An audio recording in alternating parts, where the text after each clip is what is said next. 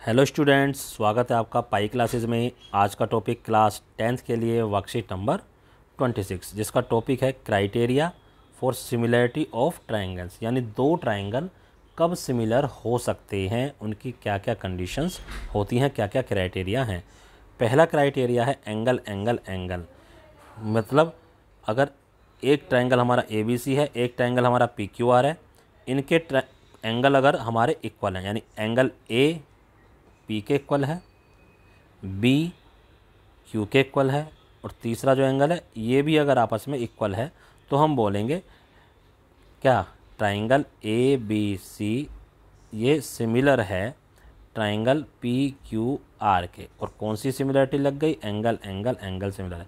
अगर ये दोनों ट्राइंगल सिमिलर हैं तो इनकी जो साइड्स हैं उनका रेशियो भी सेम होना चाहिए। अगर ये हमने प्रूव कर दिया तो हम लिख सकते हैं कि हैंस ये हमारा होगा ही होगा।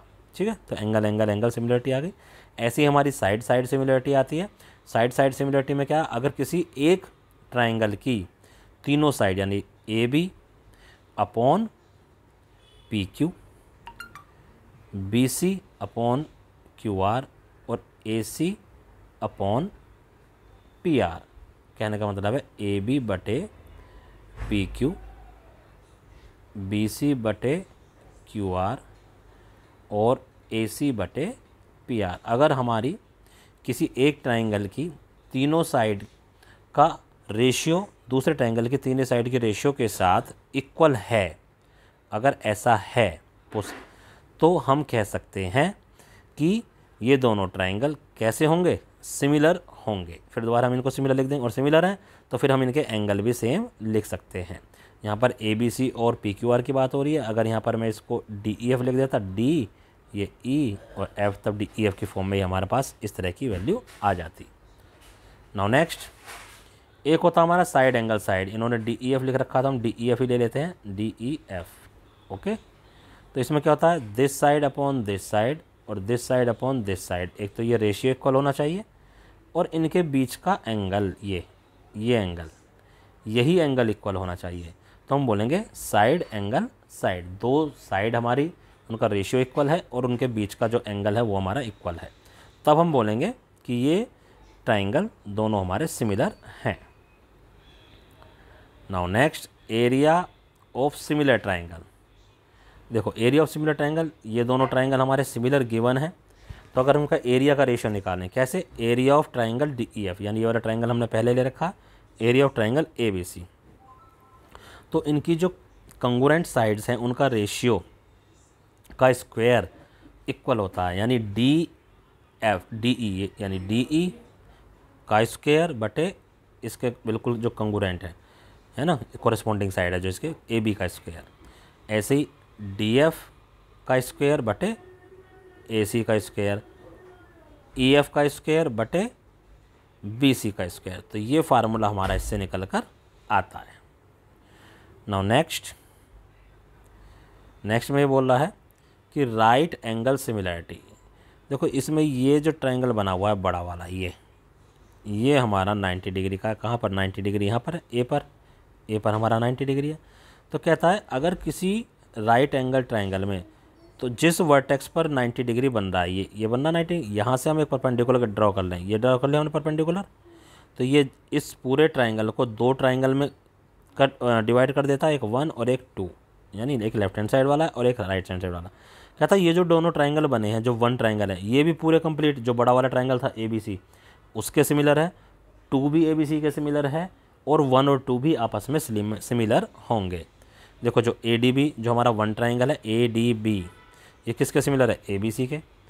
दूसरा ट्रायंगल ADC, ये ADC है, तो ADC भी हमारा ABC के बराबर होगा, क्योंकि BDC तो एक सीधी लाइन है, BDC कोई ट्रायंगल नहीं है। और ADB और ADC ये भी आपस में हमारे सिमिलर होंगे। नाउ जो हमारे ट्राई और सेल्फ के क्वेश्चंस दे रखे हैं वो करते हैं अब हम आपको। देखो क्या कहता है, XY और MN हमारे पैरेलल हैं, तो हमें एक ये जो ट्रायंगल बन रहा है इधर और एक ये जो ट्रायंगल बन रहा है इधर, दोनों को सिमिलर प्रूव करना है। तो हम लिख लेंगे in triangle X T Y and अभी हमें नहीं पता है and triangle M T N. देखो ज़रा, एंगल 1 एंगल 2 के इक्वल, क्योंकि ये क्या है, पैरेलल लाइंस हैं, तो ये हमारे क्या हो गए, अल्टरनेट एंगल्स हो गए। तो एंगल 1 इक्वल टू एंगल 2, इसको 3 मान लो, इसको 4 मान लो। एंगल 3 भी इक्वल टू एंगल 4 लिख देना है यहाँ पर। अल्टरनेट एंगल्स, ये एंगल्स का निशान होता है। और जो तीसरा एंगल है वो तो ऑटोमेटिक बराबर हो जाएगा 4 और 5 और 6, 5 इक्वल टू 6। यहाँ पर ये भी लिख सकते हो थर्ड एंगल, या ये भी लिख सकते हो वर्टिकली अपोजिट एंगल। तो अब इधर वाले ट्राइंगल के तीनों एंगल इधर वाले ट्राइंगल के तीनों एंगल के इक्वल हो गए, तो क्या हुआ, सिमिलर हो गया ना, which implies triangle X T Y similar to triangle M T N. कौन सी सिमिलरिटी लगी, एंगल एंगल एंगल सिमिलरिटी। बस कंप्लीट, यही हमें प्रूव करना था। नाउ नेक्स्ट कहता दो हमारे पास ट्राइंगल है एफ आई जी, चलो जी इनके नाम ले लो, ये एफ हो गया, ये आई हो गया, और ये हमारा जी हो गया, और ये हमारा पी हो गया, ये ई हो गया, ये एन हो गया। तो इनके हमारे पास एरिया दे रखे हैं, इसका 256 है, इसका हमारा 400 है। पी एन ये वाली हमारी साइड दे रखी है, और ये वाली साइड हमें फाइंड आउट करनी है। तो यही एरिया वाला फार्मूला लगाएंगे। तो क्या लिखें, area of triangle P E N बटे area of triangle F I G बराबर पी एन का स्क्वायर बटे एफ जी का स्क्वायर। ठीक है, अब रख दो पी ई एन का स्क्वायर, वो क्या है 400 है, इसका क्या है 256 है, और इधर क्या है पी एन यानी 12 का स्क्वायर है इधर, और इधर एफ जी का स्क्वायर है।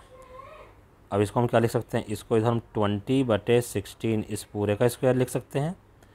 इसको हम 12/FG इधर पूरे का स्क्वायर लिख सकते हैं। स्क्वायर से स्क्वायर कट गया, 4 चौक 16, 4 पंजे 20। जब अब FG करेंगे तो देखो FG हमारा ये इधर ऊपर आ गया, यानी कि 5 से मल्टीप्लाई हो जाएगा, 5 FG बराबर 12 चौक 48।